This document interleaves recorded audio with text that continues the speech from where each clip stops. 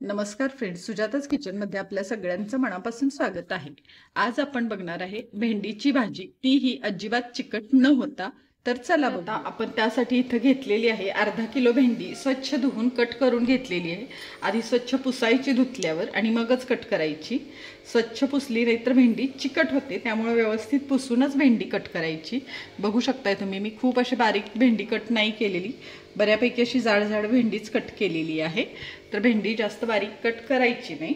अर्धा किलो भेंडीसाठी इथं मी 7 ते 8 हिरव्या मिरच्या घेतल्या आहेत, जास्त तिखट नाही आहेत, त्यामुळे 7 ते 8 घेतलेले आहेत। आणि एक 10 ते 12 लसूण पाकळ्या घेतलेले आहेत आणि चवीनुसार मीठ। तर सगळ्यात आधी आपण भेंडी भाजून घेऊया। इथं मी कढई गरम करून घेतलेली आहे, तेल नाही टाकलेलं, अशीच भेंडी टाकली कढईत। शक्यतो भेंडी भाजताना आपण न तेल टाकताच भेंडी भाजतो सुरुवातीला, तरच भेंडी व्यवस्थित भाजली जाते। गॅस बऱ्यापैकी मीडियमच आहे। कंटिन्यू हलवत भेंडी भाजून घ्यायची। भेंडी भाजणं हेच भेंडीच्या भाजीतलं सगळ्यात जास्त कंटाळवाणं काम असतं, पण भेंडी योग्य पद्धतीने भाजली की अजिबात त्रास होत नाही आणि पटकन भाजली जाते। तर आता 1 मिनिट भरानंतर बघू शकता तुम्ही, आपली भेंडी बऱ्यापैकी परतलेली आहे। थोडीशी आता चिकट वाटते भेंडी, भेंडीचा कलर एकदम हिरवागार दिसतोय।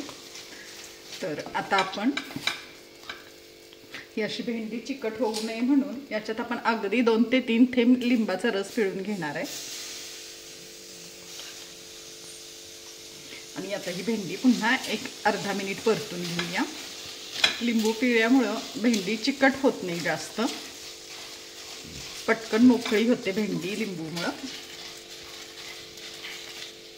तर आता 1 मिनिट भरानंतर बघू शकता तुम्ही, आपण लिंबू थोडासा पिळल्यानंतर बऱ्यापैकी भेंडी मोकळी झालेली आहे। मगाशी जेवढी चिकट वाटत होती तेवढी अजिबात वाटत नाही। आता याच्यात थोडंसं आपण एक अर्धा चमचा तेल घालूया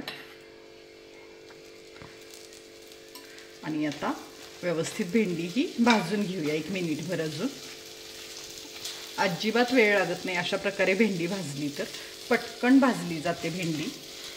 आणि आपण भेंडी भाजून केली तर भेंडीची टेस्ट खूप छान येते भाजीची।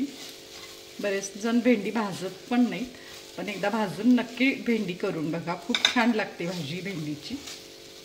बघू शकताय तुम्ही, आता भेंडी पटकन आपली मोकळी झालेली आहे आणि भाजून झालेली आहे आपली ही भेंडी। अजिबात कलर बदललेला नाही आहे भेंडीचा, छान मस्त हिरवागार आहे, असाच आहे कलर।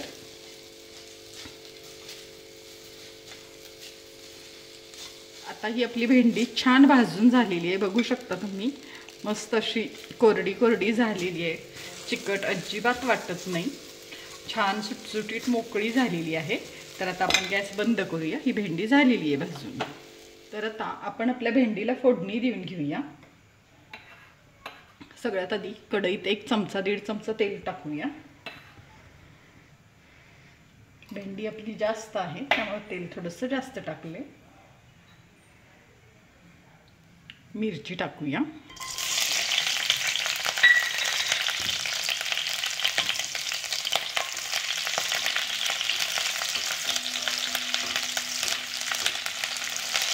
मिरची थोडीशी तळतळली, भाजून व्यवस्थित झाली, अगदी थोडेसे जिरे, तुम्हाला हवे असतील तर टाका, नाही टाकले तरी चालतात, पण छान लागतात। आणि लसूण मोठा मोठा चेचून घेतलेला लसूण, खूप बारीक नाही केलेला लसूण। आता हे सगळं 1 मिनिटभर आपण छान परतून घेऊया, मिरचीचा लसणाचा पूर्ण कच्चापणा जाऊपर्यंत। आता आपलं सगळं साहित्य इथं भाजून झालेलं आहे, आता आपण भेंडी टाकूया।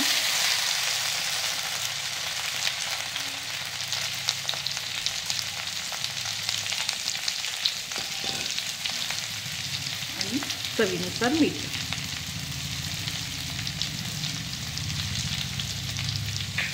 आणि आता पुन्हा एकदा हे सगळं व्यवस्थित मिक्स करूया। बघू शकता तुम्ही, भेंडी आपली छान मोकळी मोकळी झालेली आहे, त्यामुळे भाजताना थोडीशी काळजी घ्यायची।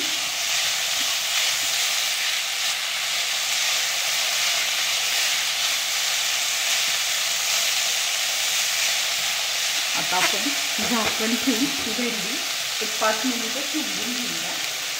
आता आपली भेंडी आपण शिजायला ठेवून एक 2 ते 3 मिनिटं झालेली आहेत। आता बघूया आपण, बघू शकता मस्त वाफ आलेली आहे आपल्या भेंडीला।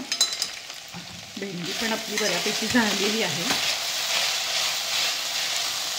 मस्त मोकळी झालेली आहे भेंडी, छान सुटसुटीत। आता बघूया आपण शिजली का, तर छान शिजलेली आहे आपली भेंडी। अजून एक अर्धा मिनिट गॅस मीडियमवर ठेवून न झाकता आपण थोडीशी परतून घेऊया, कारण आपण जेव्हा प्लेट झाकतो तेव्हा थोडंसं पाणी वाफेचं झालेलं असतं। न झाकता परतून घेतली की छान कोरडी होते, मोकळी।